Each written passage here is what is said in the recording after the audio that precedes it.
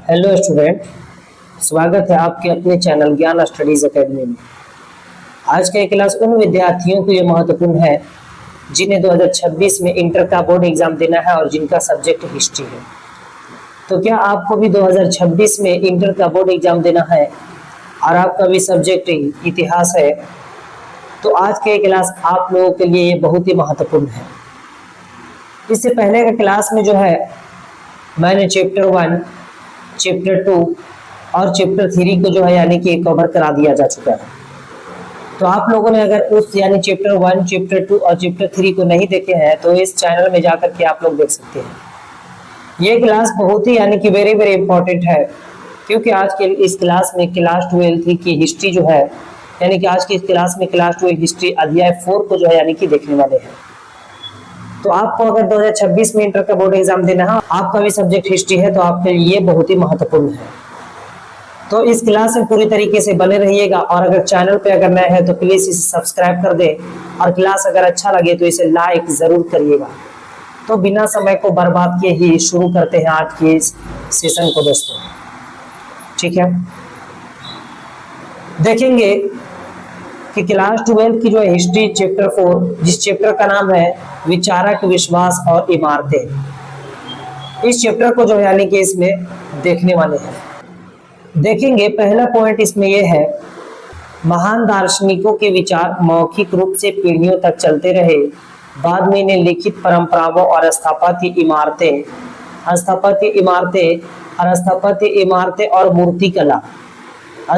इमारतें और मूर्तिकला प्रतिमाओं के माध्यम से व्यक्त किया गया। उदाहरण के लिए जैसे वेद, उपनिषद, बुद्ध और महावीर का विचार। ये जो यानी कि अगर वेद की बात करें दोस्तों स्टूडेंट, तो वेद जो है यानी कि कितने हैं? 4 है, जिनमें पहला वेद जो है जिसका नाम है ऋग्वेद, दूसरा वेद जो है जिनका नाम है यजुर्वेद, तीसरा वेद जो हो जाएंगे सामवेद और चौथा वेद जो है जिनको बोलते हैं अथर्ववेद। यानी वेदों की संख्या कितनी है? तो वेदों की संख्या 4, ऋग्वेद, यजुर्वेद, सामवेद और अथर्ववेद। ठीक है दोस्तों, और यानी कि उपनिषद, बुद्ध और महावीर के विचार के बारे में जो है इस चैप्टर में देखने वाले हैं। ये वही महात्मा बुद्ध यानी गौतम बुद्ध, जिन्हें बोध गया में बिहार के जो है यानी कि बोध गया में ज्ञान की प्राप्ति हुई थी, महात्मा बुद्ध की। ये बौद्ध धर्म, जैन धर्म, बौद्ध धर्म, वैष्णव यानी कि भगवान विष्णु के उपासक, शैव यानी शिव उपासक जैसे धर्म प्राचीन भारत में प्रमुख रहे। भारत में कौन कौन से जो है प्राचीन यानी कि भारत में प्रमुख रहे हैं? यानी कि जैन धर्म, वैदिक धर्म, बौद्ध धर्म और वैष्णव यानी कि भगवान विष्णु का उपासक, ये सब जो है ना बहुत ही महत्वपूर्ण रहे हैं। ठीक है दोस्तों, उम्मीद है कि समझ में आ रहा होगा। और बौद्ध धर्म के प्रचार और उसकी जानकारी के लिए सांची स्तूप बहुत ही महत्वपूर्ण है। कौन सी स्तूप बहुत ही महत्वपूर्ण है दोस्तों? तो सांची का स्तूप जो है ये बहुत ही महत्वपूर्ण है। किस धर्म से संबंध है? तो बौद्ध धर्म से। और ये बौद्ध धर्म के प्रचार के लिए महत्वपूर्ण क्या है? तो सांची का स्तूप। ठीक है, ये बहुत ही महत्वपूर्ण है। स्तूप एक प्रकार का गोलाकार स्मारक होता है जहां बुद्ध से जुड़े अवशेष रखे जाते हैं। कहने का मतलब है कि स्तूप होता क्या है? यह स्तूप बहुत ही महत्वपूर्ण है जो कि बौद्ध धर्म से संबंधित है। और ये स्तूप एक गोलाकार जैसे स्मारक होता है और इसमें बुद्ध से जुड़े हुए कोई भी वस्तु को रख दिए जाते हैं। चाहे हो सकते हैं बुद्ध से जुड़े हुए हो सकते हैं जैसे बाल, या तो फिर हो सकते हैं दांत हो सकते हैं, या कुछ भी बुद्ध से जुड़े हुए वस्तु को जो है ना यहाँ रखे जाते हैं दोस्तों।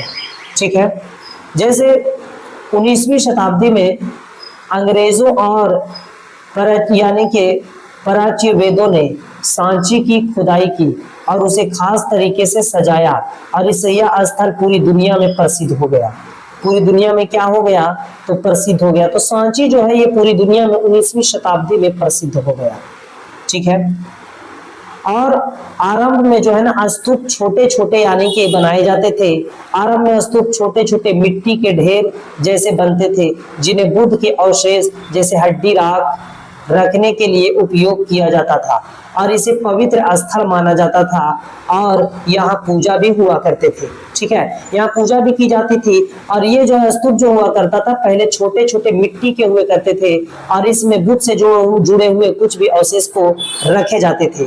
जैसे बुद्ध के अवशेष कुछ भी हो सकते, जैसे हड्डी या राख, इसे जो है ना यानी कि इसमें रखे जाते थे और यहाँ पास में क्या था, पूजा भी की जाती थी।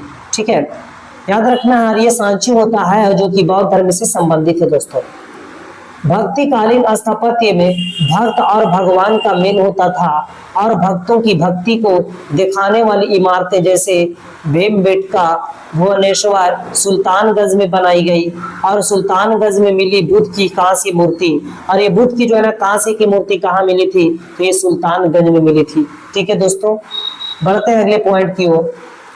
और मुगल काल में निर्माण कार्य में तकनीक, मुगल कार्य में निर्माण कार्यों में तकनीकी निपुणता आई। जहांगीर और शाहजहां के काल में बड़े बड़े मकबरे और मस्जिद बनाई गई थी। तो यानी कि किसके काल में बड़े बड़े जो है मकबरे और मस्जिद जो है यानी कि बनाए गए थे, तो ये जो है यानी कि जहांगीर और शाहजहां के काल में, जहांगीर और शाहजहां के शासनकाल में बनाए जाते थे। उसी तरीके से जैसे कि मस्जिद जो होता है ये मुस्लिम धर्म से, और ये जो है बड़े बड़े मकबरे जो है अपने राजा जो है अपने शान में बनाया करते थे। और वही जो है यानी कि अगर स्तूप की अगर बात करें तो स्तूप जो है ये बौद्ध धर्म से संबंधित होता है। ठीक है दोस्तों, बढ़ते हैं अगले पॉइंट की ओर। उम्मीद है कि समझ में आ रहा होगा। प्लीज अगर अच्छा लग रहा है क्लास तो इस चैनल को सब्सक्राइब कर दे और इस क्लास को लाइक जरूर कर दीजिएगा और इसे अपने दोस्तों में ज्यादा शेयर करें। और मैं आप लोगों को बतला दूं, इस जो है यानी कि क्लास 12 की जो है किसी भी सब्जेक्ट की यानी कि आपको पीडीएफ नोट्स अगर चाहिए तो बिल्कुल ही जो है यानी कि मुफ्त में ही आपको दिया जाएगा। आपको करना ये है कि इस नंबर पे जो है व्हाट्सएप मैसेज करना है। नंबर है 9934796799। इस नंबर पे एसएमएस करना है 9934796799। आपको मुफ्त में ही पीडीएफ इनवाइट कर दिया जाएगा, दे दिया जाएगा। ठीक है, देखते हैं अगले पॉइंट की ओर।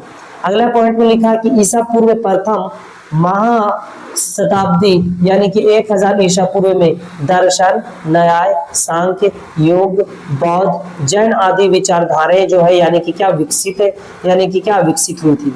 तो ईसा पूर्व में मतलब यीशु मसीह के जो है यानी कि ईसाई धर्म के प्रवक्ता यीशु मसीह के जन्म से पहले में ही यानी कि 1000 ईसा पूर्व, ईसा मसीह के जो है जन्म से 1000 साल पहले ही जो है दर्शन, न्याय, सांख्य और योग और बौद्ध, जैन आदि विचारधाराएं जो है यानी कि ये विकसित हो गए थे।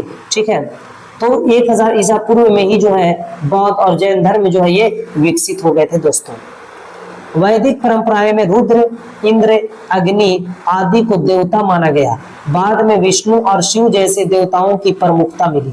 ठीक है, यानी कि क्या बाद में जो है यानी विष्णु और शिव जैसे देवता की प्रमुखता मिली, लेकिन जो है इंद्र यानी रुद्र यानी कि इस परंपरा में रुद्र, इंद्र, अग्नि आदि को जो है यानी कि देवता माना गया था।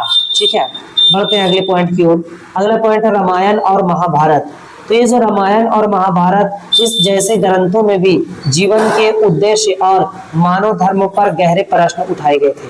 मानव धर्म पर गहरे प्रश्न यानी कि मानव धर्म पर बहुत ही गहरे प्रश्न उठाए गए थे रामायण और महाभारत जैसे ग्रंथों में। कौन से ग्रंथ में? रामायण और महाभारत।